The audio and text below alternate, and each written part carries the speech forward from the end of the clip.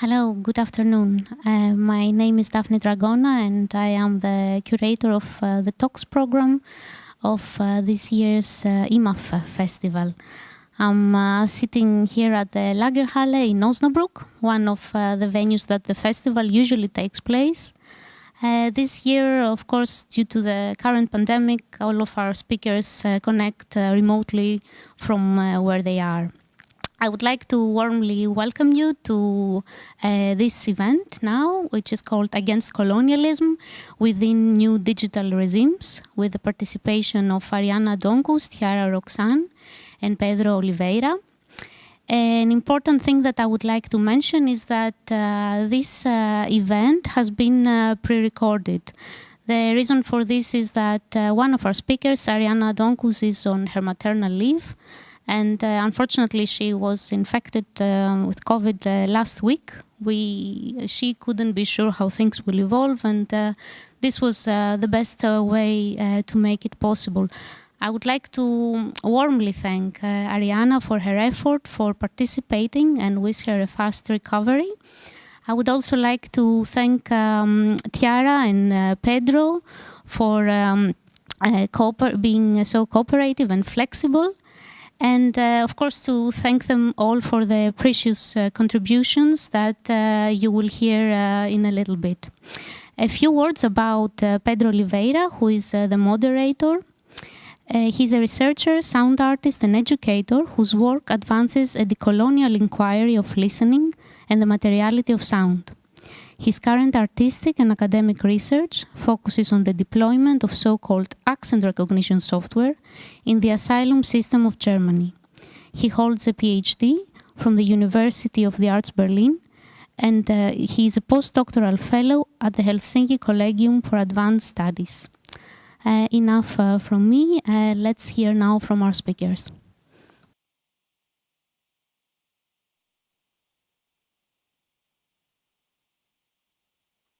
Hello, good afternoon, everyone. My name is Pedro Oliveira, and it is a pleasure to be moderating the talks today by Ariana and Tiara.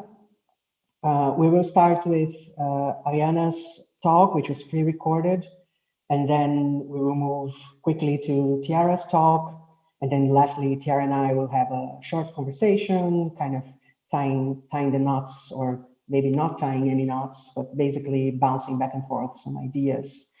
So we will start with Ariana Dongles, who's a doctoral candidate and research associate at the University of the Arts and Design in Karlsruhe in Germany. There she coordinates the research group Artificial Intelligence and Media Philosophy. At HFG, she has also coordinated a research project in the program AI in the Society of the Future, funded by the Volkswagen Foundation. In exploring the intersection of biometrics, colonial pasts, new forms of work, and machine intelligence, she contributes to a critique of today's digital economies. Ariana, the floor is yours.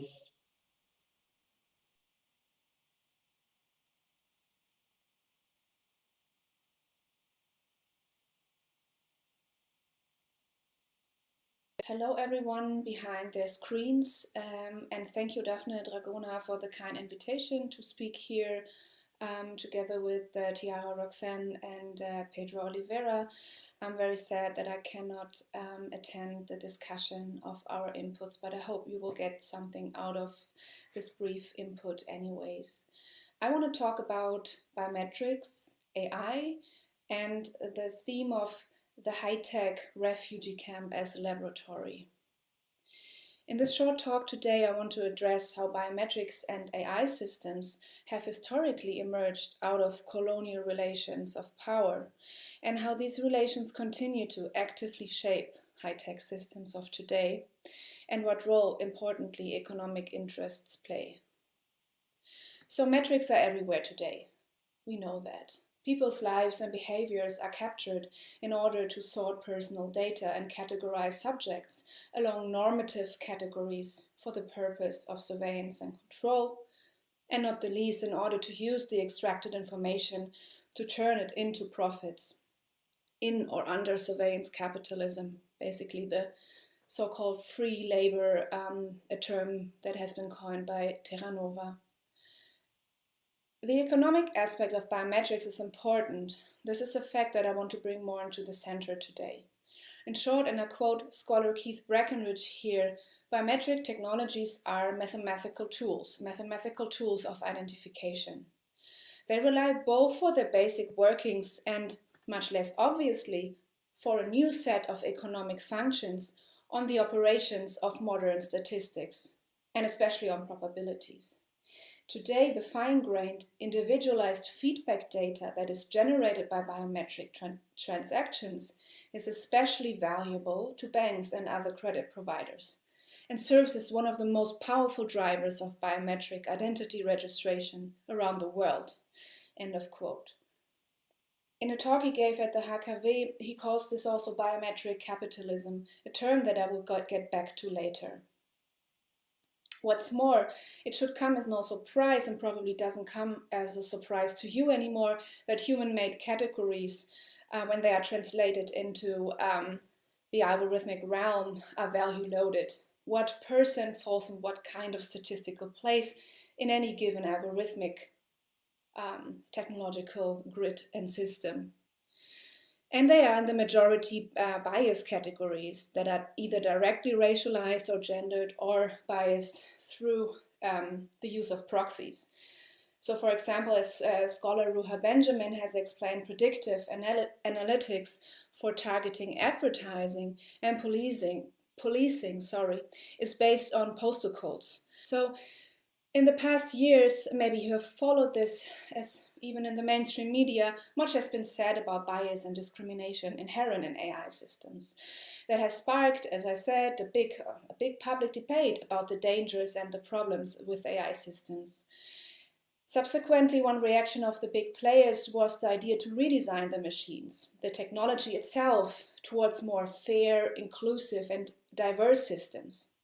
And the other one was very often attached to this, the emergence of an AI ethics discourse, a discourse that aimed to supposedly do good for the people, aims to serve the common good. Unsurprisingly, this comes again with a lot of new values and assumptions baked into this debate. For instance, the big problem of Western ethics and general Western rationality to universalize values, to universalize ideas, and the tendency to be very context unspecific and ahistoric, which in turn has luckily again sparked other critical debates. And hopefully adding to these critical debates, in this brief talk I want to shift the attention to another, however not entirely unrelated problem of AI ethics, because AI ethics are presented as the universal, as I said, the inherently good for the common, hence for the world, regardless where, in which specific contexts and moments they would be applied, they would play out. What is indeed much less talked about is how AI systems have emerged out and have been made possible through colonial extraction, appropriation, and violence, and importantly, how this continues every day as we speak. From this angle, AI ethics is reminiscent of a colonial universalizing logic of supremacy, of knowing better, of knowing more, of accumulating knowledge, and of claiming the monopoly on knowledge itself. I briefly want to talk about biometric histories to situate the technology and then go back to the present time.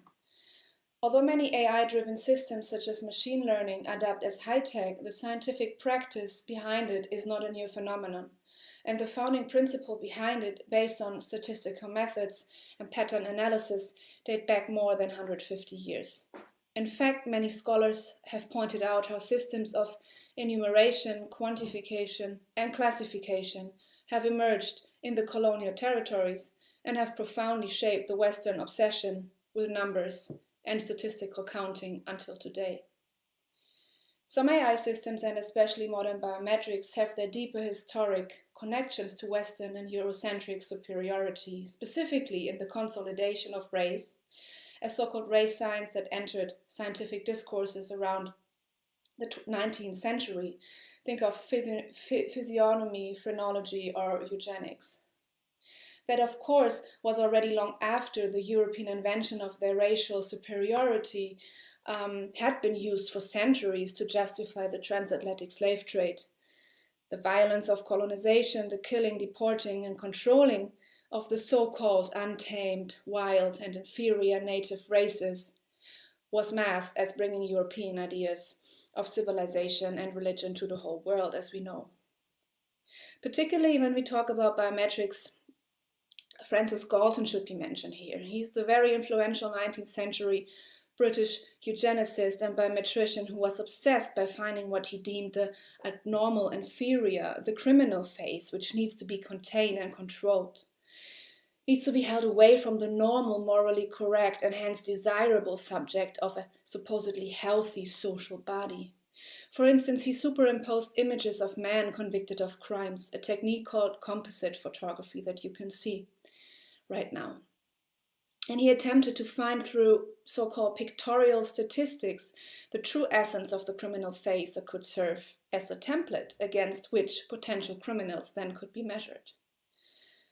While it turned out that Galton indeed was unable to develop a criminal typology from his composite photographers' photographs and the faces, obviously because physiognomy is pseudoscience, his ideas, however, proved very durable and fascinating until today. So unfortunately, these pseudoscientific and racist ideas are still prevalent in some of the current AI products. So physiognomy, the idea that character traits can be read from a human appearance, from the face, is still active. If you think, for instance, about a 2016 Chinese research paper, they have tried the same using AI that you can see, using AI and algorithms to determine whether it is a criminal or a non-criminal phase. You can see this here right now. That's the one thing, but the other main point that I want to make is that the predecessors of many of today's AI systems are not only inherently racist and biased, but they were developed in former colonies with the idea to control and govern colonial subjects by dividing them with the help of mathematical tools, modern statistics, and the biometric measurement of fingerprints in this case, tools that were pushed forward by Francis Galton. So a very important aspect of what we could call the Galton's biometric regime is the fact that fingerprinting was first tested and shaped outside the West. Then he wanted to know about the criminals in the homeland. So by examining fingerprints in the colonies, Galton intended to find evidence that race existed as a hidden order. And a little known fact that Keith Breckenridge brought to my attention is the fact that he was an African scientific expert of his age and claimed that the distinct features of natives could only be perceived with such great difficulty to the Western eyes, of course implying that all indigenous people look the same, that you needed fingerprinting in order to really securely identify each individual. Throughout time, other physical parts of the bodies were tested and tried for identification as well, but fingerprinting really set out to be the dominant and most applied form of biometric identification for roughly the last 200 years, until quite recently when the human iris, the face, and behavioral biometrics became another human point of registration. But this is all still pretty new, coming into place also with the help of AI and machine learning. So now I would like to talk about refugee camps as sites of testing. So we can say that the camp form, and most prominently featured in the media landscape, is obviously the refugee camp, has become indeed a structural feature of a globalized condition. And to use the words of political philosopher Gil Membe, a form of government of the world. What's more, we can argue that the world as we witness it in its globalized condition today has been made and is being made for large parts from sites that have been marginalized as periphery, as colony, as secondary to the Western metropolis, as camp form. This being made refers to the colonial age and, of course, the extraction of raw materials, exploitation of enslaved people and unfree laborers, but as well to how knowledge of the art, practices and technologies of government for to run a society at large have been tested and molded in the colonies, while capital, resources and knowledge was accumulating in the West, belonging to the hegemonic empires of the respective times. Politicians, engineers and scientists such as Francis Galton thought that the colonies could serve to solve social problems at home, and they set out to test projects, from urban planning to medical experiments or practices of land distribution, in the colonies before they were later applied in Europe as well. This, I want to say, is an ongoing process until today, and I want to look and make out what role new high-tech, like AI or biometrics, play. Lucrative but still experimental state technologies that still need testing, for instance biometric ID card, have often been tested in so-called developing and unstable regions. So refugee camps, areas of crises and war-torn regions have little to no privacy regulations. These are sites of trial and error, with very weak boundaries between state and private corporations. And within such regions, states are often unable to register their population. And here the private corporations kick in and they offer a quick and cheap infrastructure in return for data and access to the biometric banking industry. In Nigeria, for instance, maybe you know this, MasterCard has issued national biometric ID cards that people can also use to pay and vote. Another example, not biometrically related, but just situating the whole testing of high tech in a larger setting, is Cambridge Analytica, that, as you remember, developed algorithmic systems that were applied in the US in 2016 for the presidential campaign of Donald Trump and Ted Cruz, and then in the UK, supposedly known to interfere with the Brexit referendum. Importantly, Cambridge Analytica beta tested their system in Nigeria and Kenya before that. And this shows how biometrics and, in general, high-tech applications that are so important worldwide today form an important case to underline how the epistemology of AI is not only deeply rooted in surveillance capitalism, but in epistemological and physical colonial violence, and that this continues. And with this in mind, I really want to very briefly now, towards the end, present the case of refugees that are biometrically registered with the UNHCR in Jordan. Their lives are captured, processed, governed, and affected. This is part of my PhD research that I've been conducting since a couple of years, and part of my journalistic endeavors. So I traveled to these places, and I traveled also to London to talk to the CEO of the company that provides the technology to UNHCR.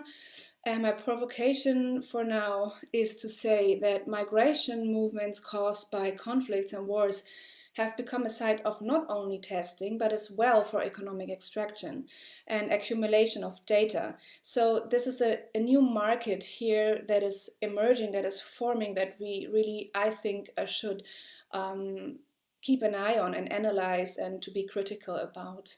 So biometrics here are a very important interface, a communicative interface to organize economic activity that I referred to, if you remember, as biometric capitalism earlier. So I was researching the Zaatari and Azraq refugee camps in Jordan, and there the UNHCR cooperates with the company IrisGuard. They sit in London, they have their head offices there, they deliver the technology to perform iris recognition in the camps. So maybe in the following you will see a couple of images that I'm sharing so you get a bit of an idea how this looks. And since 2013, all people arriving in the camps must register their irises. So as of now, IrisGuard is one of many providers of technology for UNHCR. IrisGuard alone has installed around 300 registration sites worldwide. And the problem is that the UNHCR database that is accumulating all these data can potentially track, tag, and monitor and even predict consumer behavior, as well as the movement of the people. So it's a centralized database. The mode of the data mining is compulsory, since receiving food and relief aid is in large parts distributed through the biometric management systems.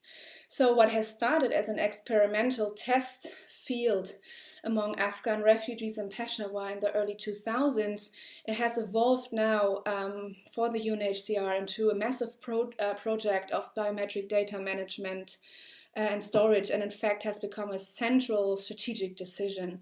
And of course, put in a critical perspective, the strategy is, if you don't get scanned, we don't get your data, we cannot register you, we cannot support you, and you receive no relief aid, no food.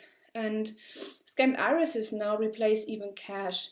People pay literally with their eye in camp supermarkets, or if they live in the cities, what the majority of the with UNHCR registered refugees do, they can withdraw cash with their eyes from ATMs. And here, of course, we also see biometric capitalism at work. As a system, to quote Breckenridge again, of economic activity that is organized around the centralized unitary database and or a biometrical ordered registered population. And this means that economic transaction and exchange, as well as interaction with authorities, is organized via a digital interface. And it's very, very problematic that no alternative to scanning is offered. UNHCR has, but only since 2015, an admittedly vague data protection policy. And the policy sounds good in the first place because it states that agreements to process biometric data must be given informed and freely. But the compulsory connection of giving you biometric data in order to obtain a refugee status contradicts this, as you cannot really opt out. Is this really an informed decision? And furthermore, these databases can have life-threatening consequences if they fall into the wrong hands. So the risks of biometric government are then and now outsourced to the people. The weak link is the user and never the machine. It becomes visible now that in reality it is the people who feed these biometric machines, who make them work, make them safe and appear smart. It is the people who have to endure machinic failures, errors like false positives or a general malfunctioning, human-made errors like data misuse or even leaks. The reading I shared here proposes to turn then the usual idea of where and by whom technology is produced, usually in the rich countries of the West, to turn this idea upside down, undermining the strong dominant narrative that the developed West is the site where technological innovations originate and then spread around the globe. And a very last comment should be added here. These new devices, full of flaws and errors, are by no means perfectly from the onset, as I just said. Also, despite the vision of the authorities that are pushing for iris scanning, resistance to control and greater surveillance, be it the state or UNHCR or other authorities, is happening and always has been happening.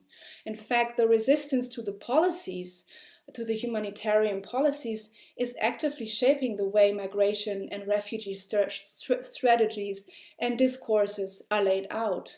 So migration movements themselves are a political movement. And I want to end here and thank you very much for your attention.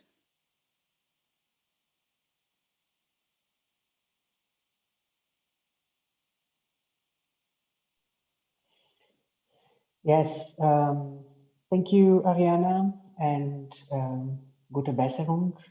That's the wishes for your contribution.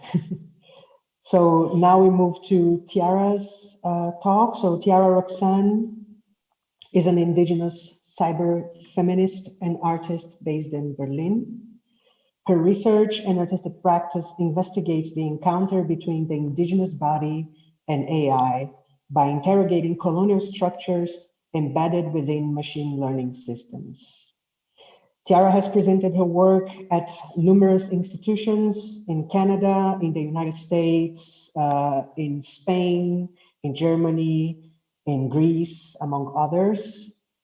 And I very much look forward to your talk, Tiara. The floor is yours. Cool, thanks so much. Thank you, first of all, to Daphne for the invitation, and to everybody that has taken part in the building the festival. Super grateful and honored to be here with you, Pedro. And wow, I'm very shook by Ariana's talk. This is research that I have not taken part in, and so it's really, really interesting to hear about, and I'm looking forward to the discussion later. And thanks to everyone out there who's listening and participating and holding space by actively listening, tuning in, and being present with us. Yes, and thanks again, Pedro, for being here with me. I'm excited to dive in and yeah, have the discussion afterwards. So I'm just gonna read a little bit. This is something that I have been thinking about in the past couple of days. So this is very recent work paired with some research I've been doing and some research I did do in my dissertation. So I'm just gonna start.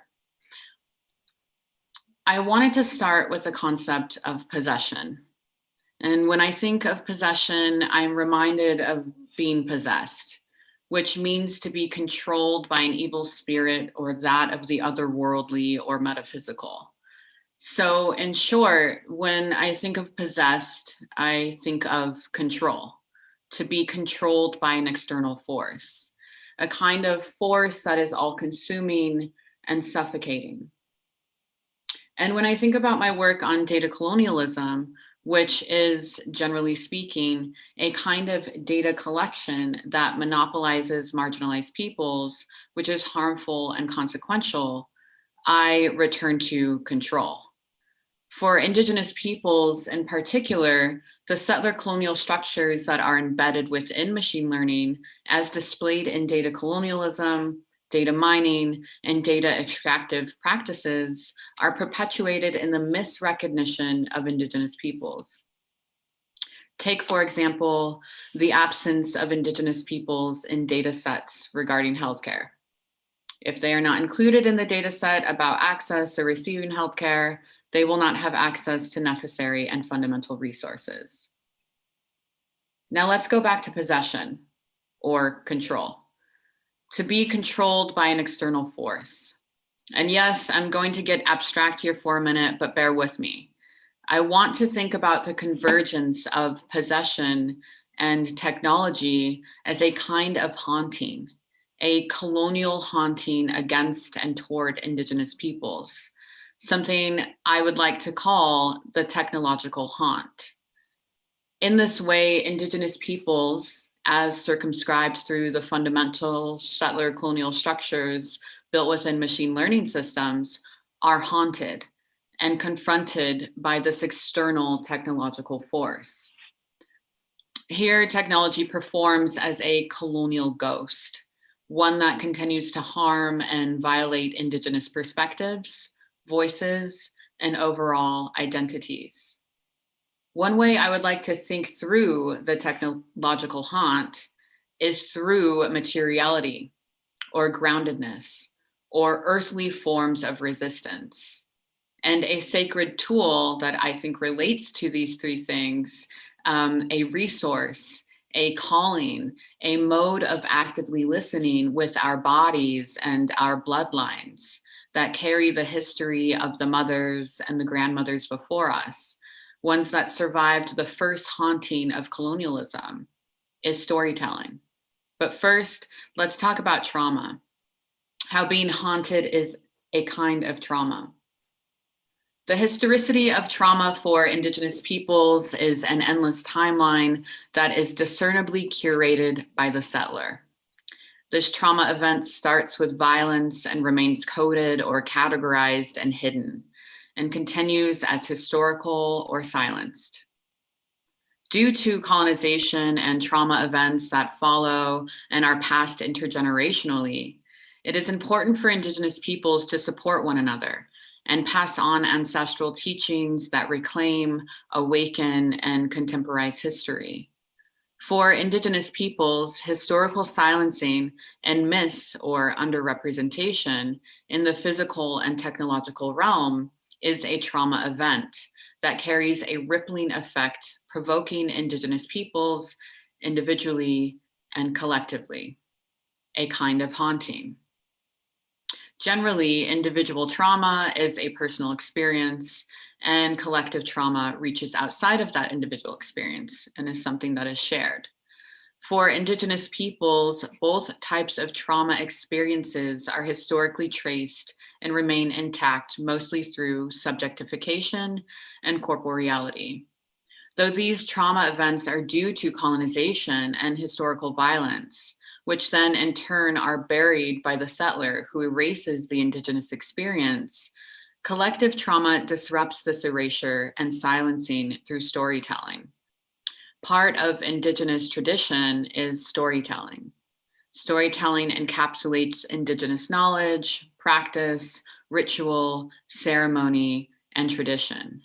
Storytelling is a tradition that binds tribes together by passing on knowledge and teachings to younger generations who can then practice, teach, and learn. Such practices are integrated in the daily lives of the generation bequeathed with the knowledge. This entrusting of learning about one's ancestral traditions through storytelling is a decolonial gesture that breaks the bind of colonialism. As such, storytelling creates unity. The oppressed body, that is the Indigenous body, responds to colonization through receiving knowledge from elders, which is passed down through sharing. Storytelling then serves as a rupture within colonization, one that aims to keep traditions alive. Since storytelling is a ceremonial practice and tradition for Indigenous peoples, which has its positive and negative outcomes to history and trauma, it is crucial to enforce decolonial ways of investigating how to work with the technological haunt and how we, Indigenous peoples, can assert ourselves in navigating this tension, to responding to the haunt, or perhaps ghosting the technological haunt itself. Since decolonization requires the repatriation of Indigenous land, which is not possible, we must think of decolonization as an intersectional way of utilizing both Indigenous storytelling and digitality. One thing I would love to discuss further are ways in which we, as Indigenous people, can assert ourselves into digital spaces through the technological and ubiquitous haunting of technology through, perhaps, a sense of repossession. Thanks so much.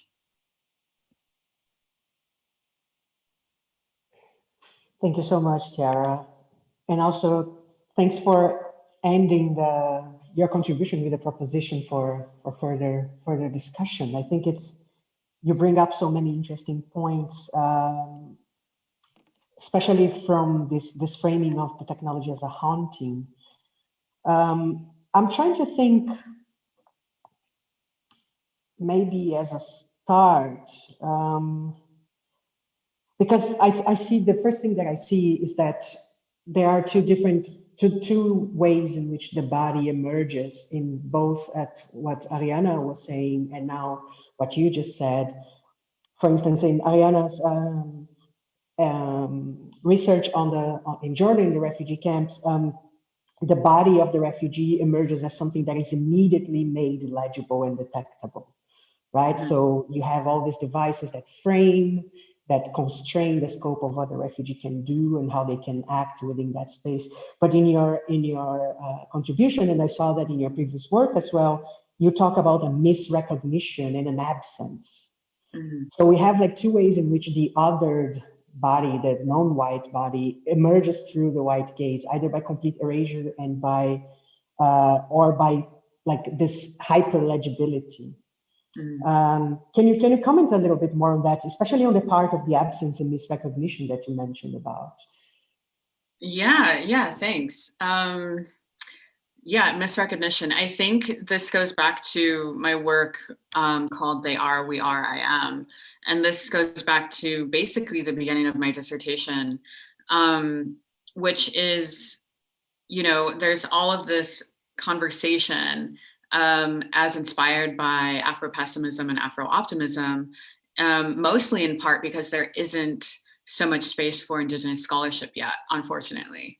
And this idea, just generally speaking, propelled me into thinking about how Indigenous peoples are still not even acknowledged as present day culturally practicing, ceremonially practicing communities.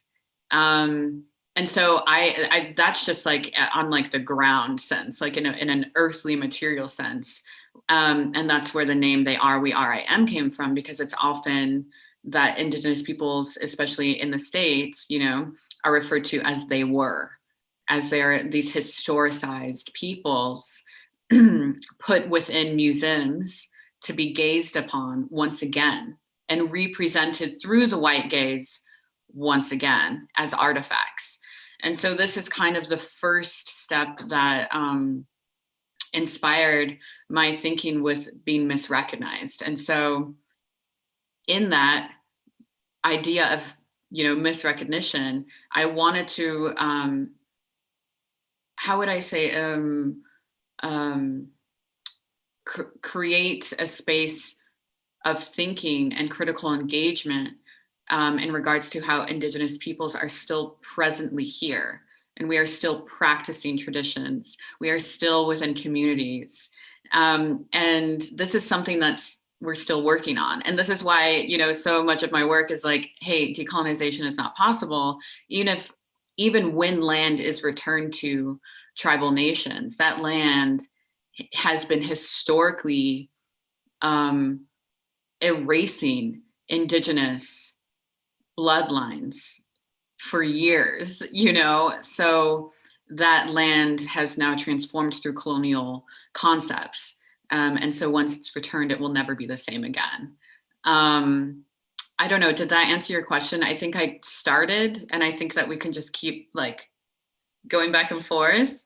Yeah, I prefer it that way too. Cool. Yes, this is absolutely important what you mentioned, this dehistoricization of the Indigenous peoples, right? Like this idea of that being always referred to in the past.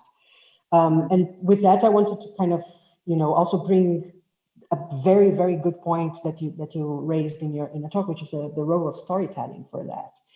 And again, I mean, I'm going to be trying to bounce a little bit back and forth with Ariana because unfortunately she cannot be here also to join us. But I also see two roles that storytelling plays, and relates a little bit to my own work as well, in which, in the case of refugees and asylum seekers, storytelling is actually part of what makes them appear in the system.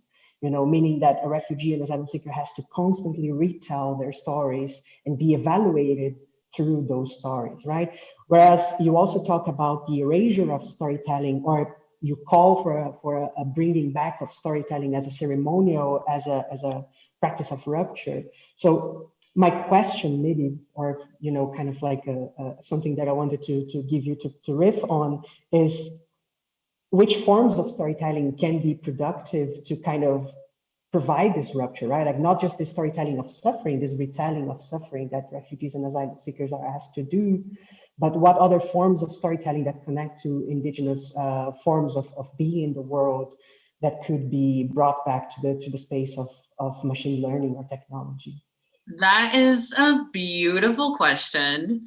Thank you so much. I mean, yeah, you know, in the end, and I took a lot out of the talk today because I wanted to keep it like good vibes, easy vibes today.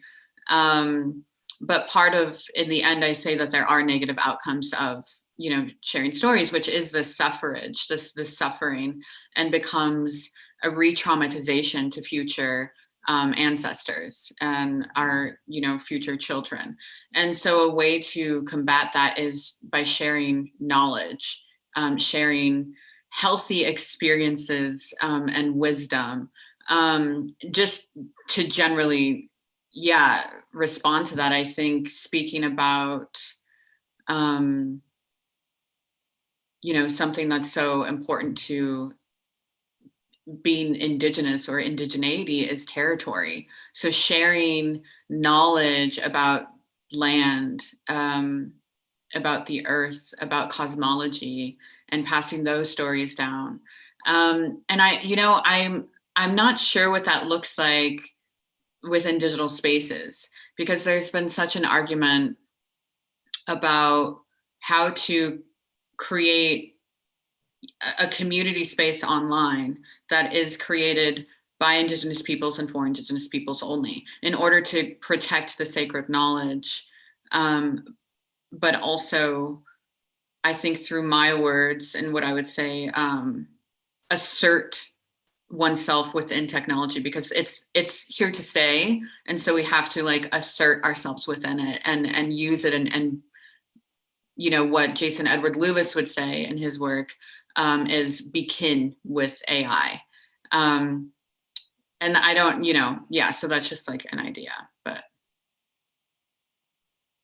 Begin with AI. I think it's also this notion that, even the dismantling of these systems would require that we actively engage with them, right? Like, because we have also to be, in different fronts, of course. I think we also have to be actively aware of how the systems give account of themselves, right? Mm-hmm. So in that sense, you mentioned something about creating spaces made for Indigenous people, by Indigenous people. And I wanted just to, again, not exactly a question, but just to bring another topic of conversation that I think it might be interesting, is also the role that opacity plays into these systems, right? Like, so the notion that machine learning systems are designed to render everything transparent or legible, especially as we saw in Ariana's talk. But when I ask what forms of storytelling, I think like it's also interesting that you mentioned this creation of different spaces in which something I basically not, for instance, for myself, who am not an Indigenous person, to know about. It's just to recognize the space for those things to exist without the need to render them immediately transparent. And this is so difficult, especially for I think where we're at in this, virtual ritualized space in which we are speaking, is sometimes very difficult to reconcile the idea that not everything is made to be understood, right? How do you encounter that in your work? How do I what? How do you encounter those questions in your work as well? Like that not everything is made to be understood? Yeah, or rendered transparent, right? Like, so that's something that sometimes it's difficult to put across, Yeah, I like I think I'm still, again, beautiful thoughts and engagement with opacity and my work, but I feel like I'm still at the point of like, can we just be acknowledged in like digital spaces first? Because we're not even able to assert ourselves in a way where we can be unseen, because we're so unseen and not included in data sets in a way that there is, do I dare even say, equality among how seen Indigenous peoples are within data mining practices, in parallel to or next to white individuals, and so that's a beautiful, but I'm still at the point where like how can we be acknowledged, and what are ways in which we can assert ourselves that allows us to feel a sense of security within the spaces that we are being a part of online or within digitality, for example. And sometimes I honestly get so trapped in theory and abstraction, because I'm like, what is possible? Like, what is actually possible? We can't redevelop machines. Like, that's not possible. And so we have to think about ways in which we can assert ourselves and create a sense of security or safety within that. And I would like to, think with Indigenous communities around the world where we develop protocols for daily use with artificial intelligence, for example. Because, even though, and I agree with you that there are some things that don't need to be understood, absolutely, especially by non-Indigenous peoples, right? With Indigenous knowledge, for example. But there needs to be ravines of accessibility and understanding for everyone who is being measured by artificial intelligence, which is everyone. And so something that's often on my mind is like what are ways in which to breach or find the rupture between communities in order to develop critical engagement with artificial intelligence, and critical, it doesn't matter what that looks like. It just is actual being able to understand what is happening and then develop a sense of assertion with that.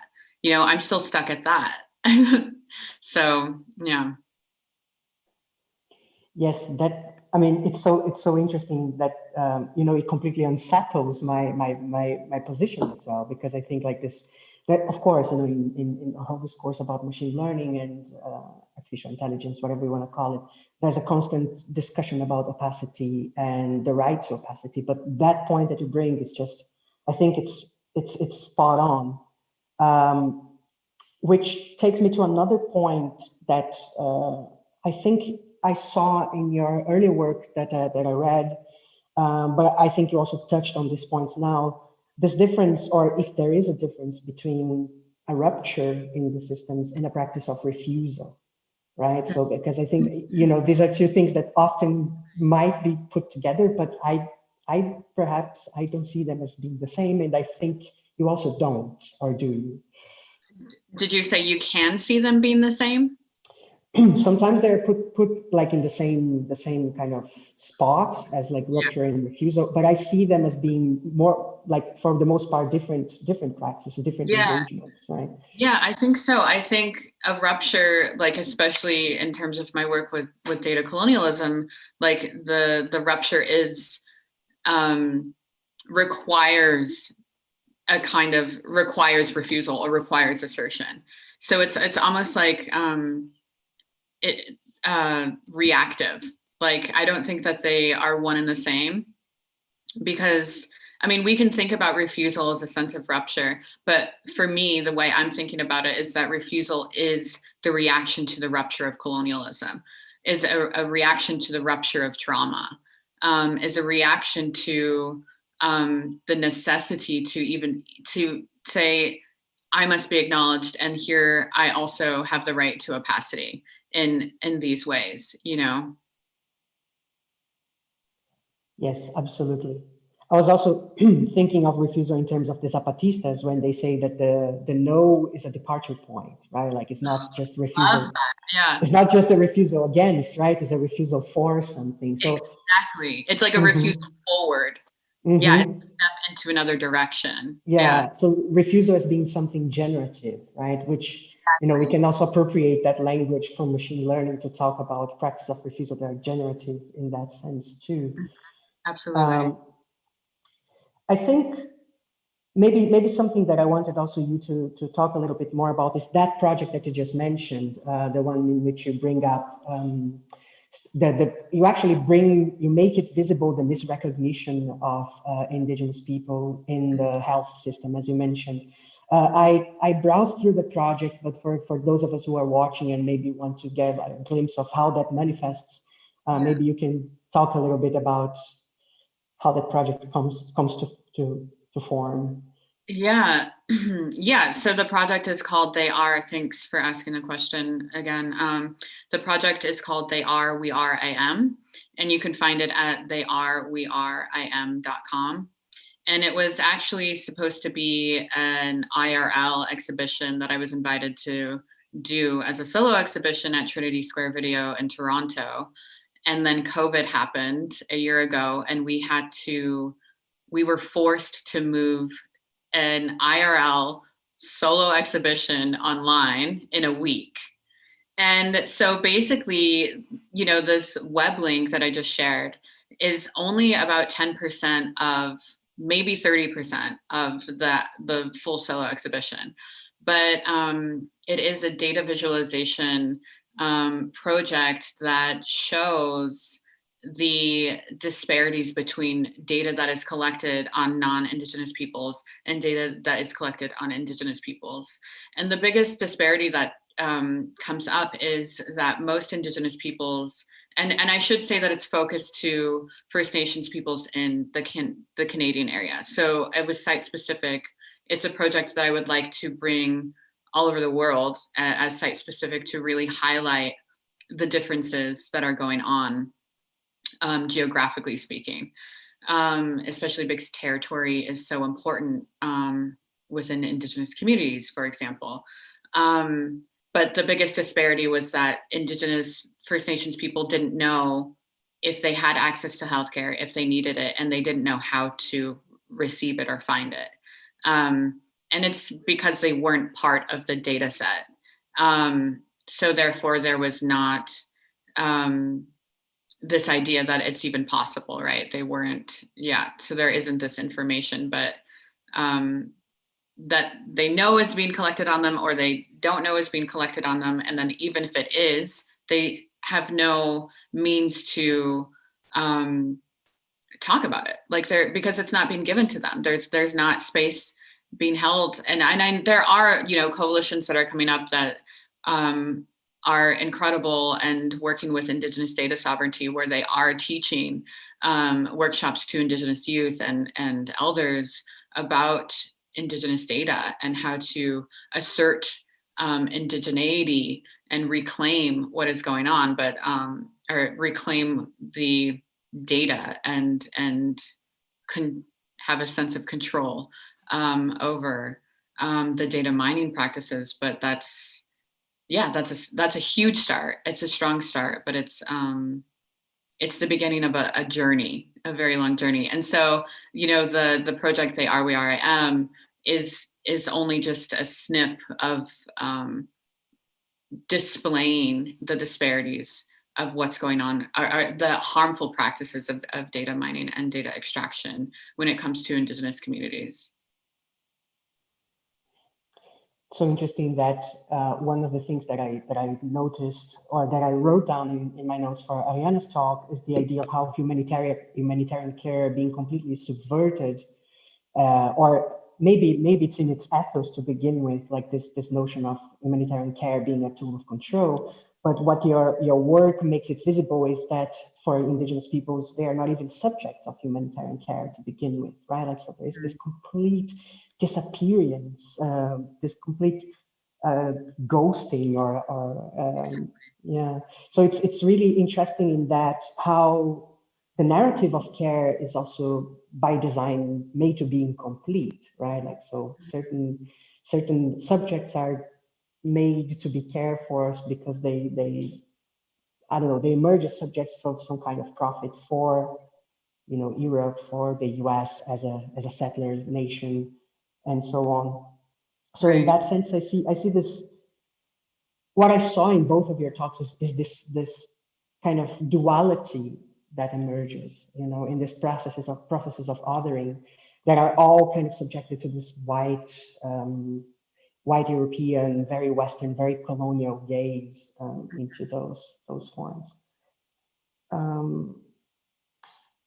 I think, I wanted to give you the final word so we can close here, maybe with something, I don't know, not necessarily. Yeah, no, I think. Sorry. No, I really want to really think about ghosting the white gaze. Like, that's something that I really want to discuss in future dialogues with other individuals, artists, etc. And I really would like to work on what that looks like and what that feels like in performance, in exhibition space, but also in theory as well. Like what it means to ghost being possessed by a colonial system, a white gaze, and a complete unjust power structure, generally speaking. Like, how could we subvert that and ghost that? Like, what does that look like? And so I would just like to leave that with everyone who's listening. Like, if you are interested in doing anti-racist work from your perspective and your passions, then how are ways in which you can hold space for individuals or enact in ways that ghost the white gaze and subvert opacity onto that. You know, I think that would be really cool and really interesting. And I just want to teach a class on it. So like anybody out there, I'm here, I'm ready. I will enroll as a student, definitely. Yeah. Okay, thank you so much, Tiara. And we extend our thanks to Ariana, who could not join us, Gute Besserung. And thanks to the European Media Art Festival, Daphne Dragona, and everyone who took the time to listen. Yep, thank you so much.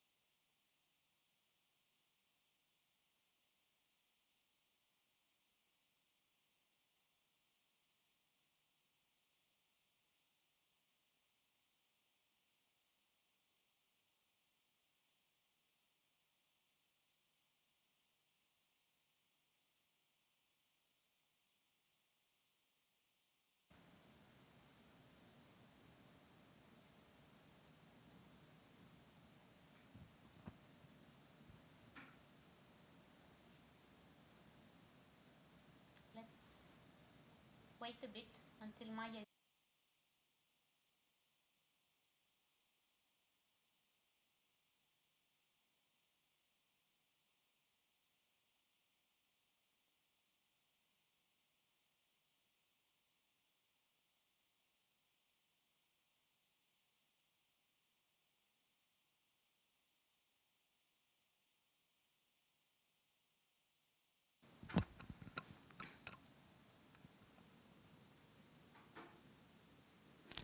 Good evening, everybody, or good afternoon, or good morning, depending on where you are, where you're connecting from. My name is Daphne Dragona, and I'm curating this year's talks program for IMAF. I would like to welcome you to Rethinking Data Possession towards Machine Learning in a Precognitive Mode of Black Existence. At this session, we will be hearing from Ramon Amaro about the problematics of data possession, the role of machine learning in racial injustice, but also the possibilities of claiming a more affirmative notion of black life, of black existence within today's computational world. We are very honored to have with us Ramon Amaro, as well as Maya and Indira Ganesh, who will be moderating this talk. Just a quick reminder that if you want, you can post a comment or a question at the chat function of the YouTube channel of IMAF. And now a few words about Maya. Maya Indira Ganesh is a technology researcher whose work investigates the social, cultural, metaphoric, and political implications of the becoming human of machines and vice versa. She has worked at the intersection of gender justice, technology, and digital and freedom of expression with NGOs in India and Europe. She's completing a PhD about the material discursive shaping of AI and autonomous systems in terms of ethics and intelligence. Maya lives and works in Berlin. Maya, the virtual floor is yours. Thank you so much, Daphne, for the introduction and for the invitation to be part of the festival, and indeed to introduce and be in conversation with Ramon today. There's something really nice to be able to connect with friends over all of this time and space, this weird time and space that we're living in. So yes, welcome to you all again from me. And let me just make best use of time and go straight over to introducing Ramon. Dr. Ramon Amaro is lecturer in art and visual cultures of the Global South at UCL. Amaro completed his PhD in philosophy at Goldsmiths while holding an MA in sociological research from the University of Essex and a BSc in mechanical engineering from the University of Michigan. His forthcoming book, Machine Learning, Sociogeny, and the Substance of Race, is coming out from Sternberg in 2021 this year, and proposes a return to the philosophy of mathematics to understand the implications of racial bias in contemporary machine learning algorithms. Ramon, very happy to hear you talk next for about 30 minutes, I think, and then we will have space for some discussion and questions. So thank you very much. Over to you. Hi, Maya. Thank you very much for that great introduction. I have to say that my publisher and I, we've had a last-minute title change. So the new title of the book is actually The Black Technical Object on Machine Learning and Black Being. So same general concepts, but it's a bit different now.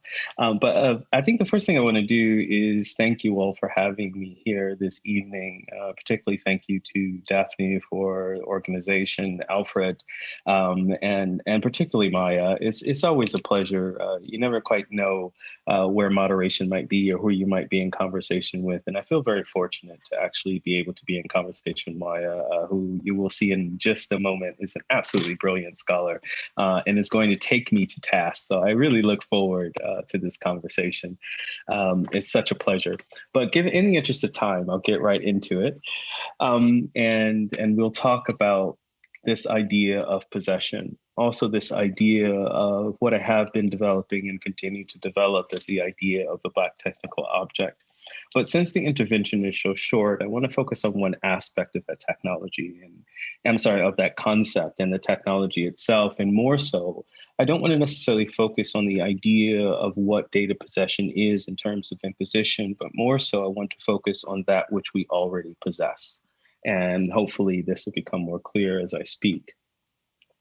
So for some time now, we have been seduced by the notion of usefulness in reference to data and the general application of the algorithmic in our social milieu.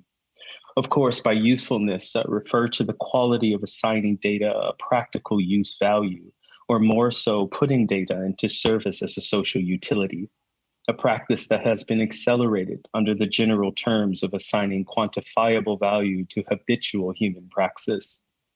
While in the 1950s until around the 1980s, the aims of what one might call algorithmic innovation was organized primarily around the act of play, as the great and later shamed father of AI, Marvin Minsky, proclaimed before his death.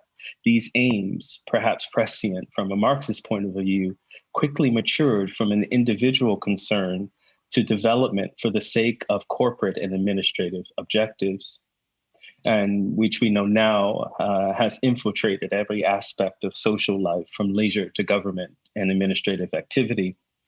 This has all occurred while creating increasingly large gaps between individual participation for the sake of participation or praxis and the development of algorithms for the sake of social organization and control. Nonetheless, the usefulness of algorithms, despite their publicly tested applications, is inextricably tied to a more expansive circulation of ideas that demonstrate our increased exhaustion with present circumstance, having extracted all perceived material and non-material value from the past. Exhausted with the present, we have instead turned towards the future to provide sufficient insight into the world around us, while holding the algorithmic as the vessel through which this body of knowledge is to be understood. Through its predictive capabilities, made possible with our assistance, the algorithmic has in effect collapsed the future onto the present and past by producing insights that can effectively learn from history and validate in the present for the purposes of predicting the future. And let's not be coy, this future time is an intoxicating opportunity for habitual extraction, newly formed hierarchies, and the recurrence of individual and collective races to power. To possess the algorithm is therefore to possess the future, whereby the spoils of the unknown can be predicted, collected, and organized under the familiar guise of technological objectivity. The collective consequences are obvious. We have seen this before. However, it still remains an individual question. This is important because on the one hand, the engineer specifically, as an individual, as we know, seeks to position the algorithmic as a precise set of rules specifying how to solve social problems that we somehow imagine have left us behind. Yet on the other hand, the so-called problem in itself, from which the algorithm's usefulness is defined, is dependent upon the initial reduction of the historical difficulties we have encountered in attempts to resolve these same issues. It is within reason that the engineer might shudder at this claim, as there is a certain facticity to algorithmic design that makes explicit that there are and will always be contingency within any algorithmic process, which means something or someone will be left behind. And in many cases, this is the exact point. To reduce a possible event or occurrence, which we humans like to leave to chance, and instead put the algorithmic to work alongside humans for a particular purpose or use as designated. This is what we call optimization and efficiency, or a series of actions toward the skillful removal of waste, whether that waste be time, effort, an immigrant, a benefits cheat, or even a national enemy. Pick a time and a place, and the algorithmic can help collate and identify that which is seen as waste or entropy, and feed these knowledges back to humans as insights into a future removed of these designated problems. This is not to say that this type of knowledge building is without collective value. In our present moment, many of us are invested in a future free of deadly viruses and contaminants, free of cancers, poverties, and other inequitabilities. There are computational processes that help us imagine with part hope and part believed certainty that we may rid ourselves of these phenomena. In this way, the development of algorithms as aids to the process of individual and collective well-being is not without its benefits. But what about the problem of race? Because along with these benefits, there also are not mutually exclusive of any potential for individual and collective harm. They are, as the cliche goes, two sides of one coin, where we are increasingly unable to perform our own risk assessments, as we are increasingly uncertain if any potential harm or disparity is worth the ascribed benefits. Of course, I do not, I sort of look forward to the Q&A to try, because I imagine many of you reside at the borders of that polarity about the individual and the collective risks of these technologies and how we negotiate both the benefits and disparities that come along with the single tool. But to return, it is not this that I want to place a primary focus on as yet. For now, I want to think about the individual and collective position within this type of knowledge structure, or more so, the psychosocial impact of learning about the world and each other through algorithmic mediation. Given what I have just discussed, in terms of the individual and collective relation within an algorithmically mediated environment, I am concerned with the factors that might result in a more amplified form of social alienation, whereby the cognitive relation between one's active being in the present is continually distanced from their self-imagined future. And this future is instead overly determined by an external source of knowledge production and the often violent acts, and this was what Sylvia Wynter would call the epistemic acts to follow. I've argued throughout my work that this moment of psychic alienation is not unfamiliar. It has occurred in previous acts of social optimization, namely colonialism and chattel slavery, and therefore can provide particular insight into the replication of these logics and these practices as we enter a more pervasively mediated algorithmic society. For instance, Frantz Fanon has written extensively on the psychological dependency imposed on the colonized as well as the colonizer in service of the logics of colonial expansion. Fanon argues that the psychosocial awareness of the impact of the systemic mode of organization and extraction produces what he terms is a certain uncertainty in the individual psyche, whereby one is confronted by the gap between how one is perceived in the external and how one imagines themselves to be. And of course, it's here in this moment of Fanon's ontology where, I seek in my work to extend this even beyond the categories of race into other categories that find themselves in their position. We can think of the categories of sex or gender, or even sexuality, so on and so forth, where one is confronted with the conflict between how one is externally perceived and fragmented into abstraction and how one sees and views themselves. And I think we'll discuss this later, but Maya and I were having a short conversation earlier, even thinking about, how certain individuals perceive safety in certain environments, but the perception of that safety, which is externally influenced and internally experienced, is always at a dissonance between how one sees themselves in the world. So no matter how powerful you see yourself in the world, you can still feel unsafe. So, and the conflict that ensues in that moment. And this, of course, what Fanon is theorizing in terms of the true psychosocial impact of the racialized colonial structure.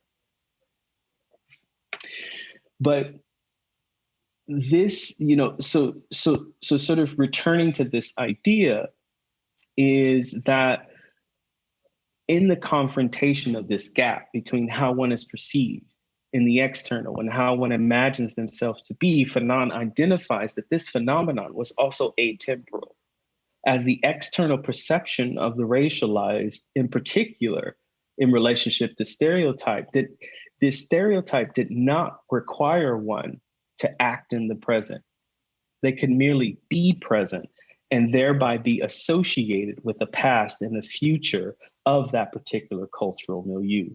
So if we to put this into terms of safety, again, one does not have to be immediately confronted with violence to feel unsafe.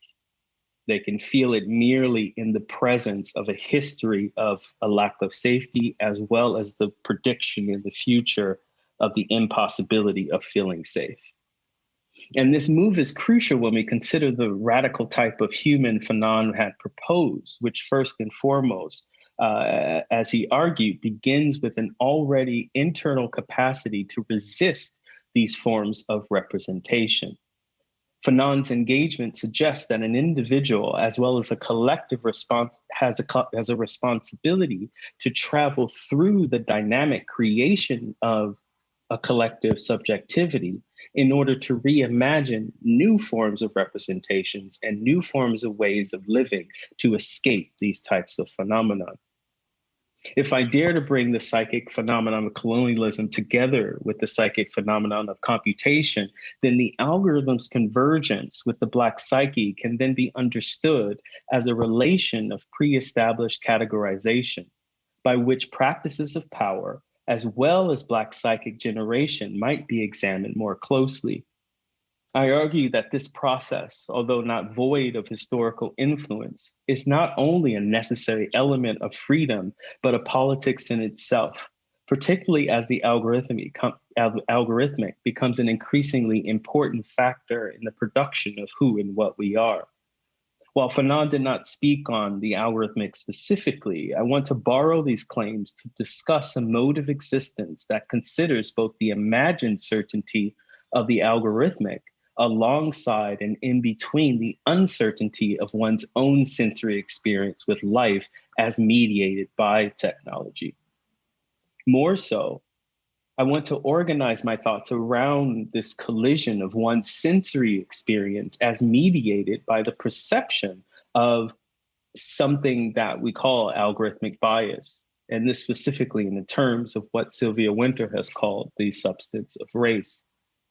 This substance, as Wynter describes, is the grasping of one's being as that which already unifies racial perception with the staging of, in her case, white European power over the stranger. The substance of race in this sense constitutes an ordering of the world through the image of a white imaginary, which preconditions the structuring of a society. Here are the characteristics for Wynter of whiteness, what we might call the ideal state, or she goes back to Aristotle and even thinking about the good form, is ascended to the apex of human value. And I argue further here mirrors our collective adoption to feel that prototypical void, as Lewis Gordon describes whiteness, with a new mode of oversight. And what I argue here is the algorithmic. It is difficult these days not to enter into a close proximity with the substance of race during our everyday encounters with the algorithmic. This is despite one's ethnic or national identity, as racialized information continues to circulate throughout algorithmic applications, whether one subscribes to or celebrates those ideas or shudders at their presence.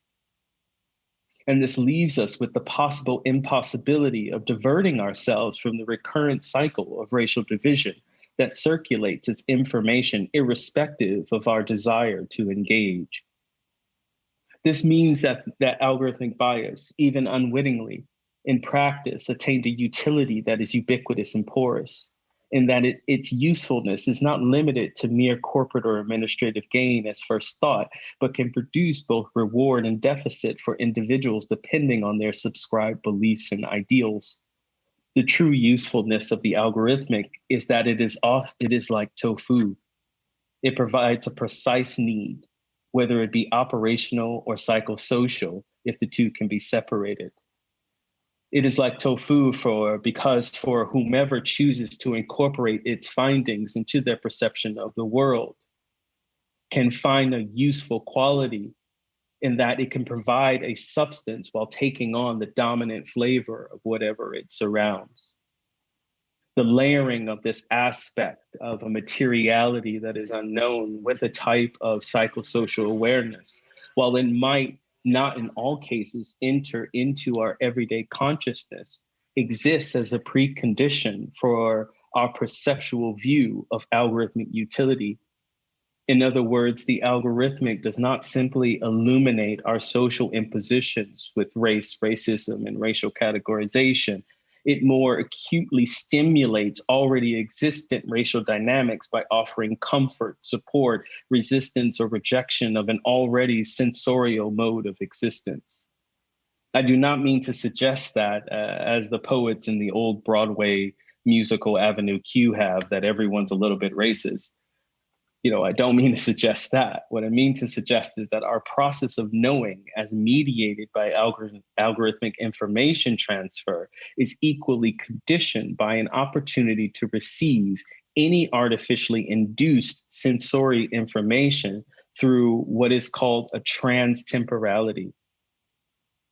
And this transtemporality is where the operation of the mind can both operate within and outside the immediacy of the senses themselves. So this is going back to the issue of safety and going back to the psychosocial process of one being able to enter into a space of transtemporality to inform the present in order to produce a new act in the future. So I'll look to the past, I'll look to the present situation, I'll incorporate that with my experience, my own experience of safety, and all of this computation personally happens before the moment of action, which is that next act.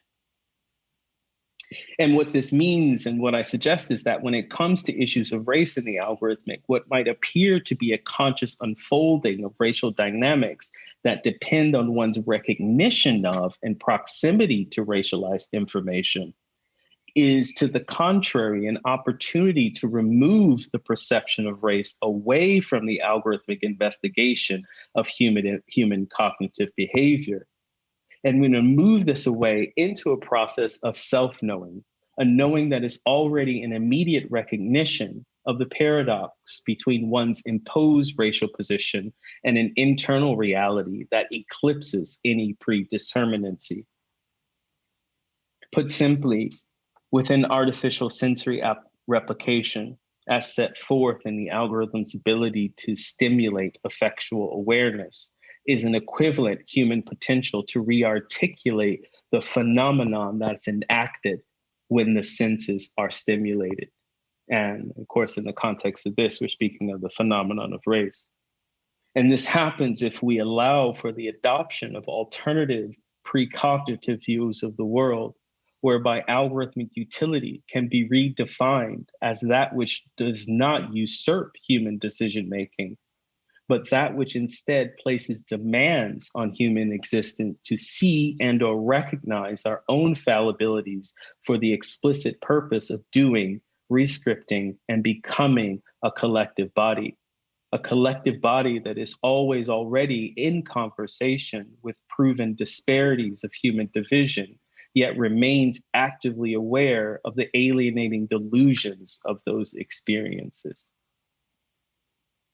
This is ultimately an effort to move our social anxiety and impositions away from the perceived divide between our experiences as defined by our realities and the artificial realities as simulated by the algorithmic as such, and to open these ideas up to a precognitive, alternative precognitive state or a future second sight, whereby we as humans already possess a foreknowledge of a future that contains our historical and present racial dynamics and provides an opportunity to reduce our dependency on the algorithm as the site of racial debate in favor of a critical reflection on ourselves and the act of grounding our human futures within a parapsychological mode of existence. And this mode of existence, as I argue, seeks to think beyond what has been normalized as explanation for phenotypical or cultural difference into a people that gain freedom through the power to decide what constitutes the problem of the real. And I'll leave it there.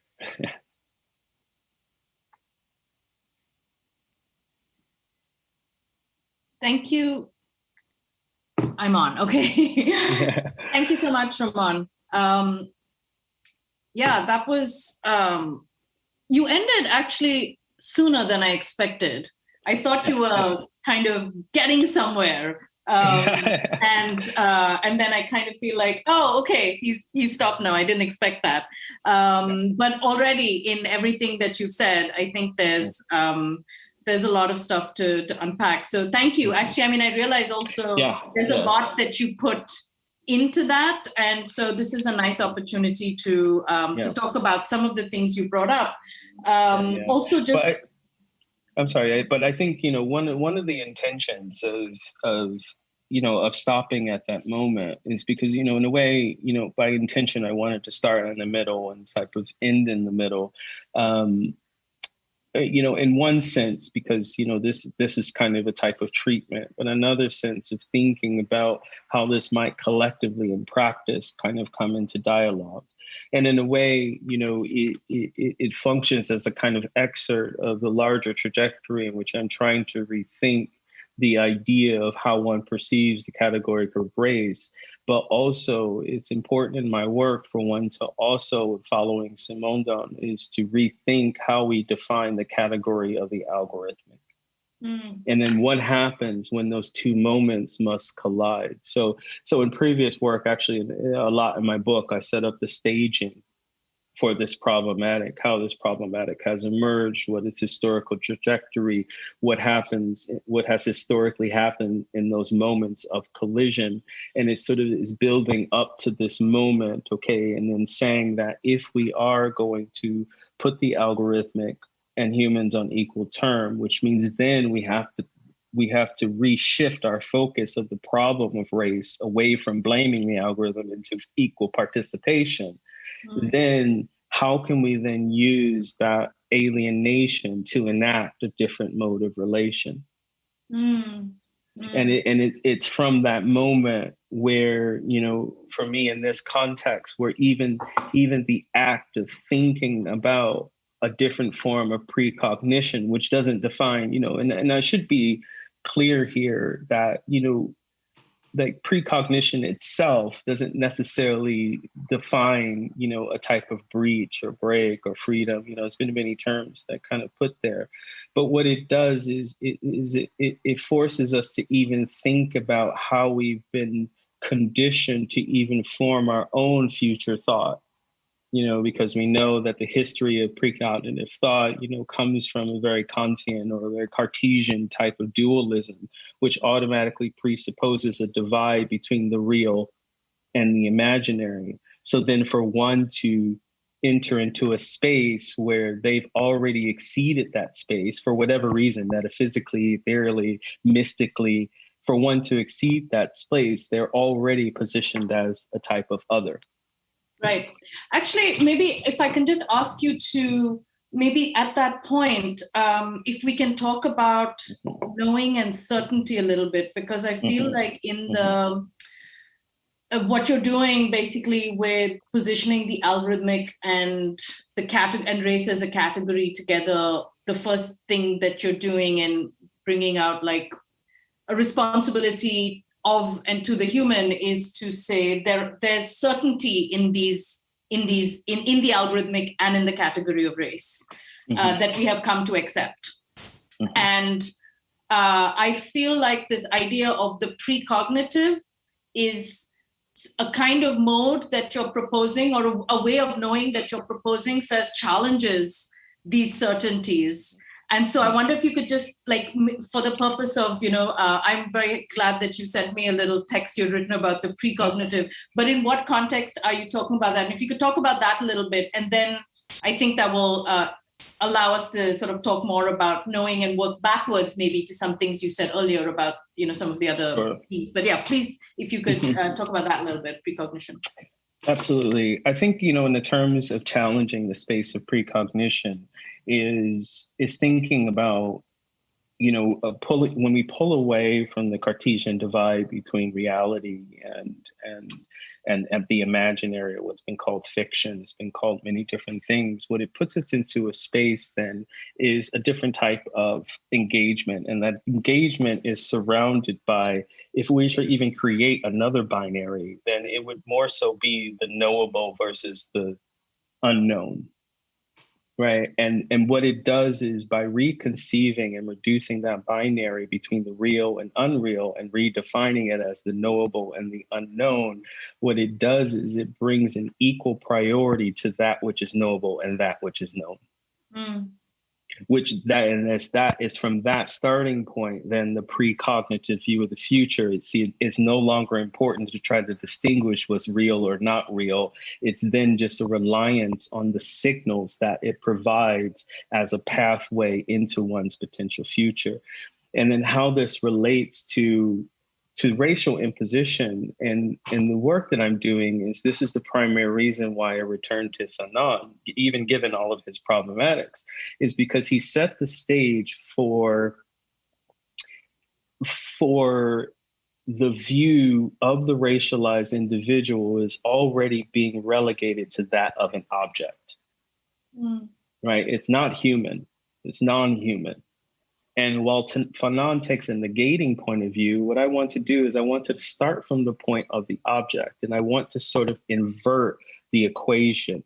So Fanon is basically saying that the colonial imposition created a systemic process and a psychic alienation, which renders one into an object of culture, and then one begins to believe that they're an object.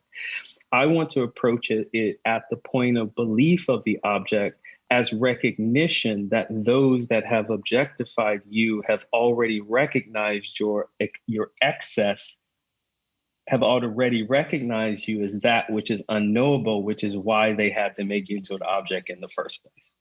Yeah. So the fact that you've been relegated an object is already your proof of your potential to not be an object. So you don't need their recognition to release you from the object. What you need is a self-psychosocial recognition that you already have been relegated outside. Right. Okay. Let's unpack some of these things, and going back to this precognitive sort of approach. And I like the way you're using more words to describe this when you're saying it's a way of knowing that is psychosocial. I think that's one of the words that you used, but I think there's also something more bodily in that. Let's put it in terms of something that we were talking about just before we went on.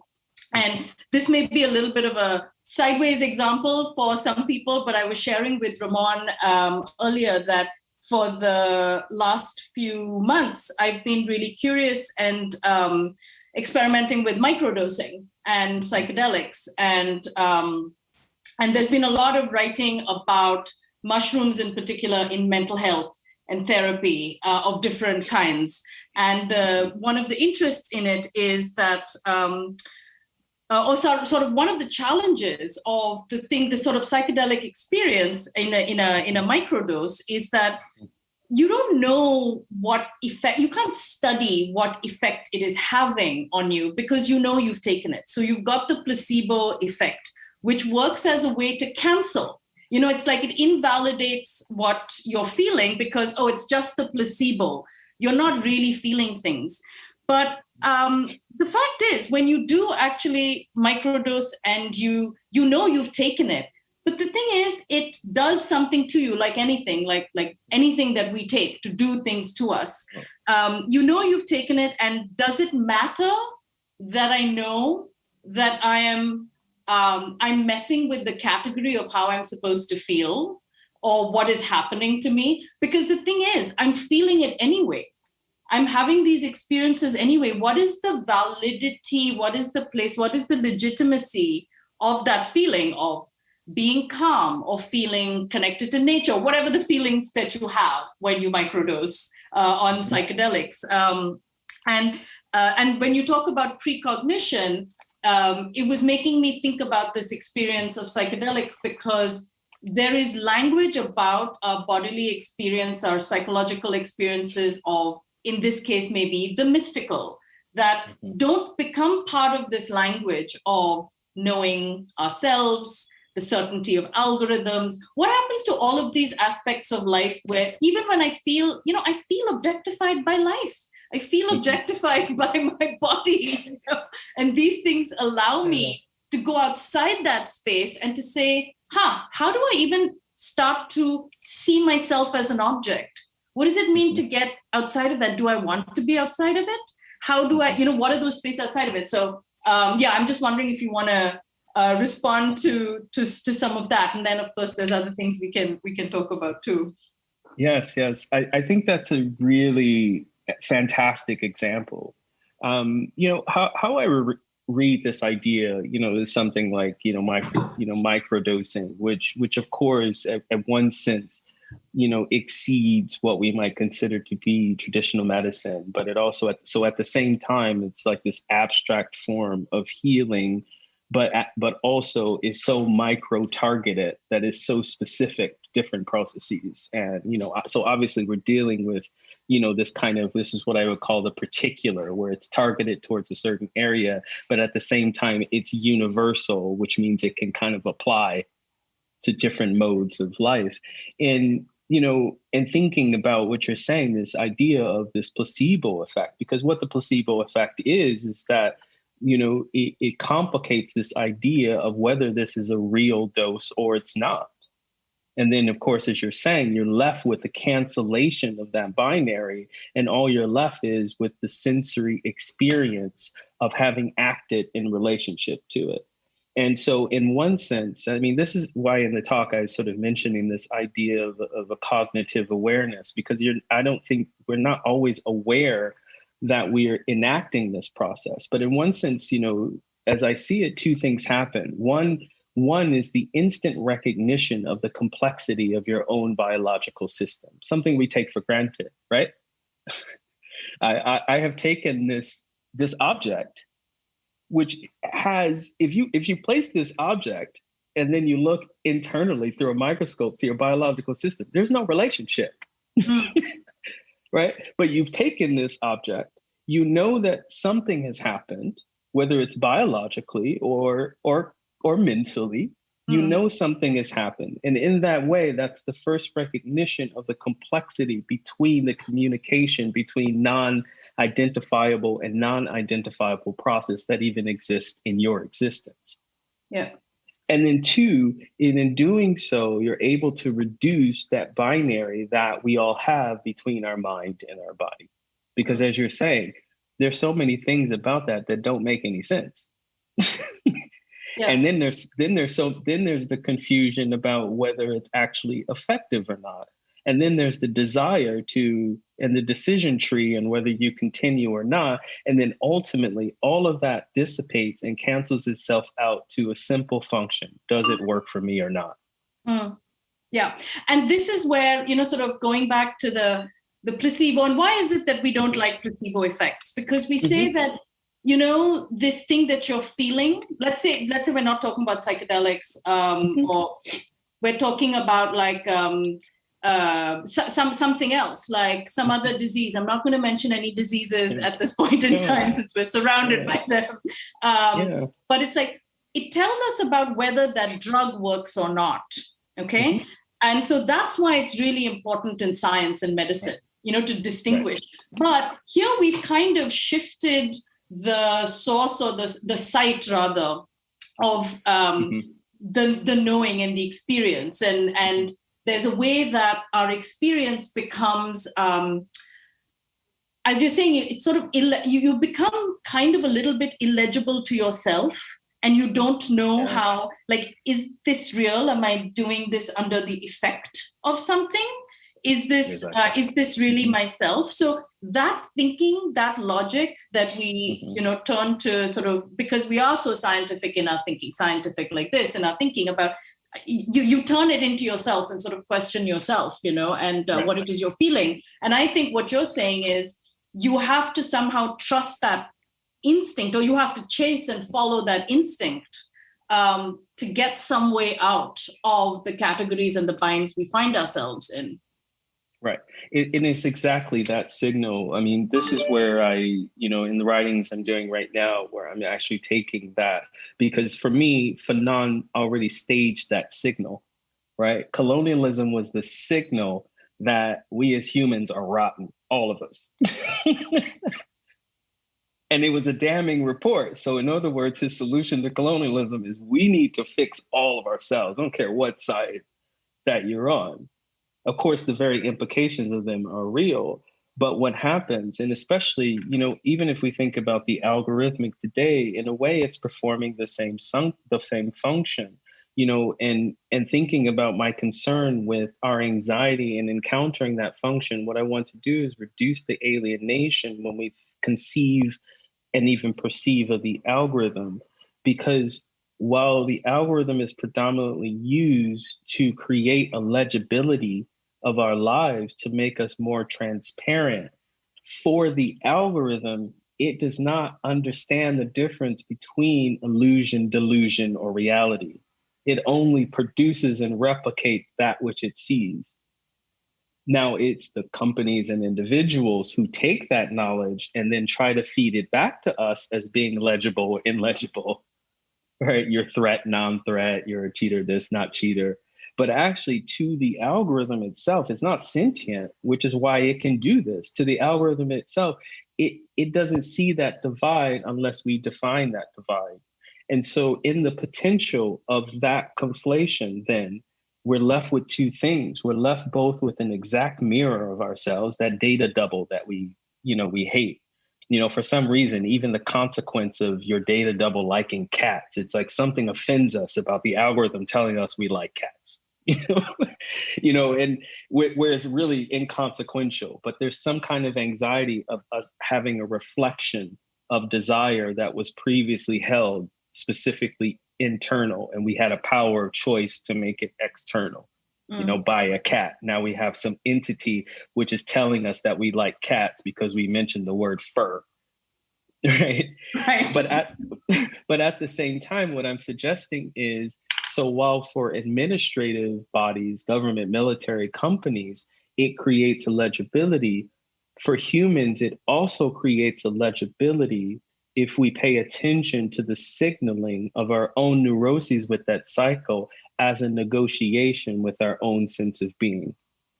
So what I'm saying is we can use it the same way as other entities are using it in order to enact a different mode of living, because the signals are the same. Okay, that's actually really interesting. I want to come back to that, but I'm also aware that we have a question from the audience and from Dr. Louise Amaro, who says, Ramon, this is as dazzling as always. Could you say some more about the significance of moving away from blaming the algorithm and opening a breach where we could think differently, which is maybe the point, I think, where you are now? I don't want to, or maybe it's not, but it seems to me that we're kind of at that point. Okay.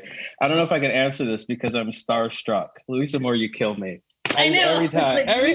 Like, Every time I see her name or hear questions, she just I just absolutely adore Louise Amaro. Oh my goodness. Anyway, okay, I'm gonna reel it back and give it. I'm such a fanboy. This is so thank you for that question. I think it's a very important question because I don't want to imply that the algorithm does not warrant any blame.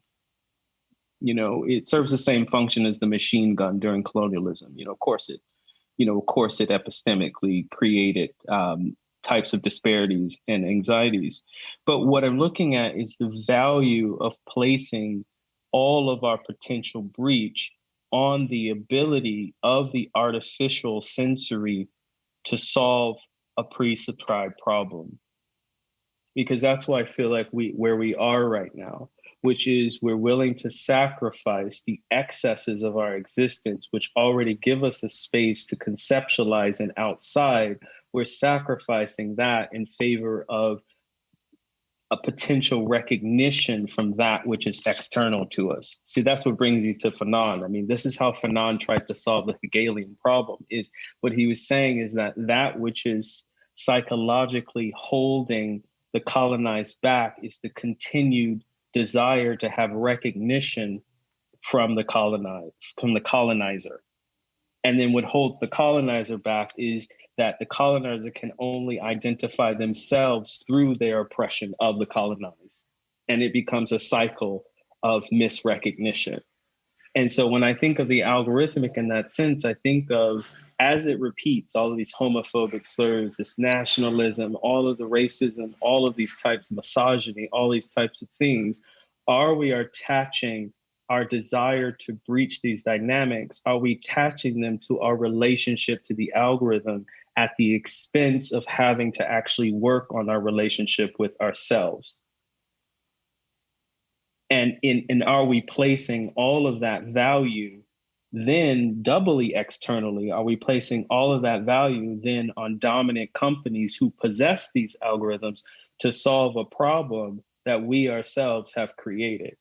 And I don't know if I'm willing to put the history, not only my people's history, but my own history and my own desires with this. I'm not sure if I'm willing to put that on mathematical symbols. I believe they do what they do. I don't believe that they have the capacity to solve, given the complexity of relationship. I mean, me and Maya were just talking about the complexity of the biological. I mean, the complexity of an entire social system. I don't believe in subscribing all of that to an external to solve. And that's why I returned to Sylvia Wynter in that sense, because she's already warned us against this, because we did this in the world by giving that type of ceremony, as she says, over to humanism, that ceremony over to the European white man, that ceremony over to the divine. And at the dissolution of all of those, we continue to look for this ceremonial lens, the ceremonial cup, which for me now has become the algorithmic. And still, so once machine learning and AI has moved on to something else, which it will, we'll just take this and push it, push it over there. Yeah. You know, that actually just, it became really clear for me how we need to, I think, re-articulate some of the terms on which we challenge what is problematic about the algorithmic. And thank you so much, Dr. Louise Amaro. We're all fans over here. And I think that's a really fantastic question. I love how you answered it, because because, you know, otherwise there's no way out of it. And it subjects you the way that we have been subjected to many other modes of being dominated, you know, and dominating others. So it's either, you know, you find ways to obfuscate it, you're always in a dance with it, you know, there's no sort of getting out of it. So then how do we get out of it? And you talked about this, you know, we're doing this at the expense of ourselves and each other. And I find that, you know, I'm sort of finishing writing my dissertation now, and I want to keep coming back to this, something which sounds very simple. And I fear that it's too simple to keep saying, no, you actually just need to go back to humans, to each other. You know, like, how does it mean what does it mean to go back to each other, or to, I don't even want to use the word simple, because I feel like that doesn't capture it, because it's actually so difficult and so complex to relate to each other. It's very hard. Yeah, absolutely. And so are there any sort of practices, people who are working within this frame, or this sort of a good awareness, a strong grounding and understanding of this algorithmic context in which our lives are being shaped?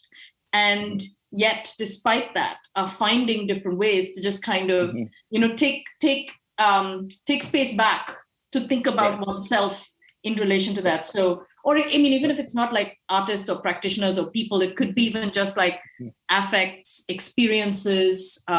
Yeah, I mean, that's a really important question. I think, you know, for a number of reasons. You know, I think one, it becomes a sort of dissatisfying question, because, you know, we are so exhausted with our present that, you know, we want an out and we want action. But I think in doing so, we risk taking for granted the profound shift of that tiny yet violent step, if I were to follow Fanon again, of actually re-articulating the act of thought itself. And so, in other words, I guess to put quite simply, I argue that we're not ready for a solution, because the work that it will take, it will require the re-articulation of the act of thought of our own perception first. So it's not necessarily, return to human, like in a multicultural sense where we all get in a room and hope we don't kill each other, not that thing. But it's more so in using the signals, whether they be generative or oppressive, in order for us to manifest or even functionally a re-articulation of ourselves. And it's sort of similar to what Kara Keeling is proposing. And I think it's, is it Queer Times, Black Futures, I believe. Sorry, Dr. Keeling, for getting that wrong if I did. But, you know, in the introduction of the book, she's basically saying, you know, we were never meant to survive. Not in a nihilistic way. She's actually saying in the particular way, we were never meant to actually continue to be the same formation of beings at every iteration of our lives, whether they be microseconds or decades. We were always meant to eradicate our former selves in order to articulate a new form of being. There's something about this contemporary moment where we've given over our ability to self-annihilate in order to emerge. We've given that over to the ceremonial algorithm. So we want to stay the same. We don't want to change. We want everyone else to change. And if we do change, we want to see the impact of that change.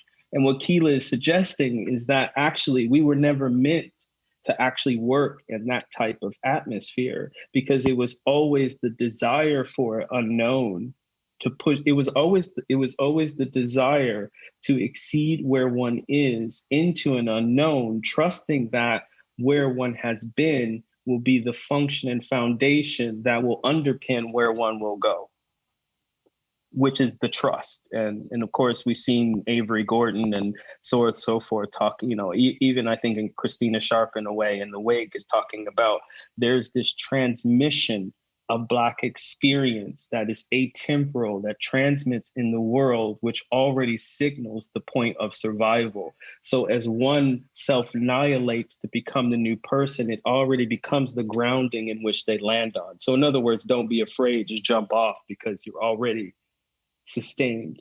And so there's something about this contemporary moment, which is heightened by the algorithmic, where while it is reiterating, because actually each time it learns, it self-annihilates. And that's what most people don't realize about the algorithm, is actually it continually self-annihilates because it learns more and it acts differently in the world. Yet there's something about us in our own collapse of the present where we have turned inwards and we don't want to annihilate. We don't want to, and perhaps is, you know, from where we've been, each time we've iterated is, you know, going deeper down into the hole. But, you know, as a honey badger will tell you, just keep going. Eventually you'll, you know, get out. But so to answer your question directly about, you know, sort of returning to the human, that's why I wanted to return necessarily to the first act of thought, you know, kind of following De Silva, this first act of thought, which then allows one to see clearly the world as a conflation of the illusionary and real, and then the consequence of colliding the illusionary and the real is that one can then decide what is illusion and what is real, which means one can then act differently in the world. And that's what I mean, like we're not ready yet, because that act itself is what I argue Fanon is really talking about when he's talking about violence. It's that act itself that becomes a violent upheaval. And I think finally what I'll say is so I kind of contextualize what started my thought about this moment was, you know, I've said this in other spaces, you know, even that moment where Fred Moten says, you know, I summarize, I get it wrong all the time. But, you know, he's saying basically starts off by saying, I think it's in the break somewhere, where he says, imagine there's nothing wrong with Black people. Now think about the psychosocial impact of the decisional framework to walk into a room already speculating that any imposition you experience in that room has collapsed, even if it's not real. Yeah. And each generation has articulated this in a different sense, you know, the boss, you know, I'm going to walk in here like a boss, you know. Like a boss, yeah. Yeah. Wow. You know, I think even Nicki Minaj said it at some point. She was in an interview and someone said something about someone didn't want to be her friend and she was confused. She was genuinely confused. And she looked at the interviewer and she says, I don't understand why someone wouldn't want to be my friend. Like it's so, Yeah. and now think of the power to enact ourselves, not to deny racial imposition with the algorithmic. But if I already see the algorithm as a combination of illusionary and real, if I already see racial imposition as illusionary or real, I can now act and make a decision accordingly without worrying about what's illusion or real. I can take an indifference, as Fred Moten is saying, to the experience of illusionary or real and just be. That's amazing. I feel like I'm in a seminar, and you're I love this. It's making so many things sort of go off in my head, but also I'm aware that we have another question. We don't have a whole lot of time. Aha. Oh, is this it? Here it is. Yeah. Okay. You mentioned, this is from Anna, and Anna says, you mentioned the tensions between collective utilitarian gain and the individual in unpacking the problematic of the, at the same time, useful and damaging algorithmic applications. Do you, I think this was in the beginning, right? Do you feel like the notion of the individual could also be problematic, particularly in the context of the data double employed frequently in social media that you were talking about? As in, algorithms are continually imposing the idea of being an individual online through over-customization and targeted marketing. So rather finding your true self through. Yeah. This is an important question and something that I often skipped over, but I think it's actually the most important question. So thank you for that, Anna. One is I do speak of the individual, not individualism. And in a way, I'm almost cheating by saying the individual, because what I really mean is the individual as being individuated, which means we're never formed as complete individuals. We are always a collection of the disparate forces that come and collide, and we get amplified into a perception of the individual. It's too complicated to go over right now, but I like to think of it like waves in the ocean. The waves come up, simulate a form, and then just as easily go back out into the milieu and come back and form, so on and so forth. And because I see this relationship in that way, what it means theoretically is that the individual is already in relation with the collective, and the collective is already in relationship to the individual. So every act by the individual has a ripple effect within the collective, and every echo in the collective has a ripple effect in the individual. This is a move away from, I spoke here about 4 years ago where this is where I was staging it with Leibniz. It's a move away from that idea that a whole system is just making up of little particular individuals who are all running into each other, trying to find a harmony. What I'm conceptualizing is I take an alternate view. And so when I speak of the individual and collective, they're already in conversation. They don't have to be put in conversation, which means that anything that affects the collective will affect the individual and vice versa. The reason why I do make the distinction is because as individuating beings, the shorthand is called individual, as individuals, we have very particular experiences which inform how we act in the world. And see, this is what the algorithm doesn't have. That's why I'm suggesting there's an opportunity for us to actually look. And, so each individual has different experiences of the world, which then ripple almost like an amplification of waves on top of each other. So they're already in influence with each other. But when I do mention the word individual, I am speaking of that individual experience. And then when I mention collective, I'm thinking about how those experiences are a summation in the social milieu. So I thought that, I know I sort of maybe didn't answer your question, but I thought that was important to distinguish between those two. Then maybe you can go back and think about the thoughts in that sense. So sorry, I do have one more comment. I know we have time, but so part of what Maya is sort of teasing out here is, see, it's if I start from that relationship that the individual was already the collective is already individual, any attempt by the algorithm to suggest otherwise, see, that becomes the illusion. So I don't have to take it on board. It can attempt all it wants because it's just a replication of another idea. So that's what I'm saying. That it will begin with the psychosocial impact act as a result of the collision, and that disparity I'm talking about is if I know in my individual being that I'm a function of the individual and collective, and then what comes is a dominant force, let's say advertising or whatever, that tries to tell me I'm an individual. See, that's the signal, the neuroses that goes, you get mad, upset. That's the signal that you've just identified the imposition. It's not the signal that you are imposed. And I think that's important to distinguish. But I'm going to stop there because we're running. Yeah, no. That's really interesting. Also because it's a way to sort of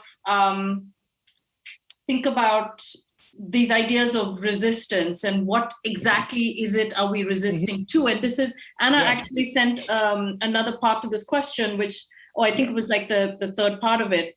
So as in, algorithms are continually imposing the idea of being an individual online through over-customization and targeted marketing.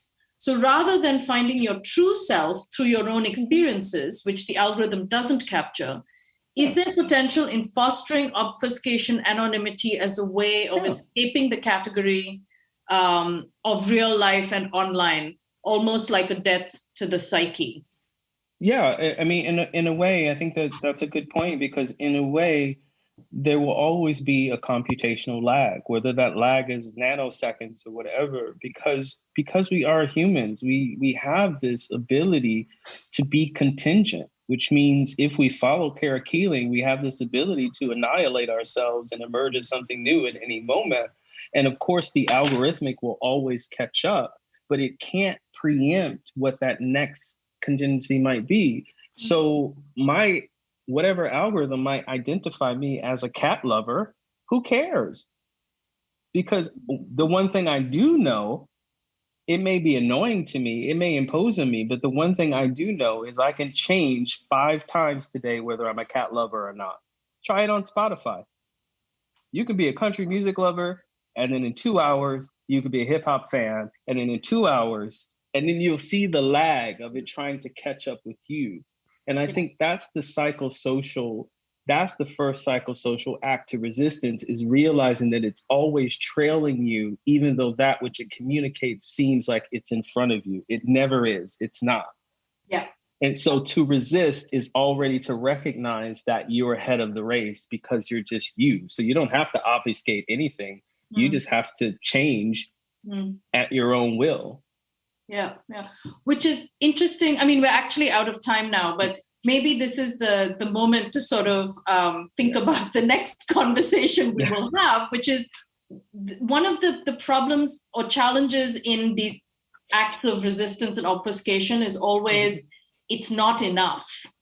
And we need to do more. We will never catch up to the scale at which it knows and it constructs and it challenges. So I think that's sort of the tension that people face, whether it's the law, whether it's people, you're always trying to catch up to the scale that you imagine it to exist at, when actually these experiences can be quite individual or individualized in different ways. Yeah. Well, and I also think that it completely denies, like, I do wish that we put as much compassion and faith in ourselves that we actually do to these modes of power. Because all we have seen throughout history of individuals in their bedrooms creating movements. Yet it's something about us, when it comes to us, we think our actions are so small. And we like to revere those people and say that I'm not that person, or I'm not this, or I'm not that. And at the same time, we recognize that the actions that they took are not unfamiliar to the everyday actions that we have. That's not the algorithm's fault, that we can't bridge that gap. And I think that's what I want to push forward, is that we already have the tools to become the person that we need to become to affect the change that we need, despite the obstacles that exist. It may be harder to get there, but we can't conflate that for the inability to do it. I feel that's a really inspiring and uplifting moment at which to close this, because we are over time. And I want to thank you so much for this very, very exciting conversation, very thoughtful, thought-provoking. And I feel very honored to be able to learn with you and think with you on this. So thank you so much, Ramon. This was great. Thank you. It's my honor as well. So thank you so much for everything. Thank you from our side here at IMAF. Ramon, this was a fantastic talk, really rich in content, ideas, notions, associations. As Maya said at some point, it felt like a great seminar that we were kind of experiencing for free. It was fantastic. Maya, thank you for leading such an illuminating discussion. Thank you so much, guys. Yeah, it was fantastic. Thank you once again, and have a great evening. Thank you all for watching also, wherever you are. We will continue tomorrow with talks from Mani Jacqueline Brown, Sriya Chatterjee, and also a lecture performance by Liam Young. Have a lovely evening and a good weekend. Goodbye. Bye, everyone. Thanks, Thank everyone. you. Bye-bye. Bye-bye.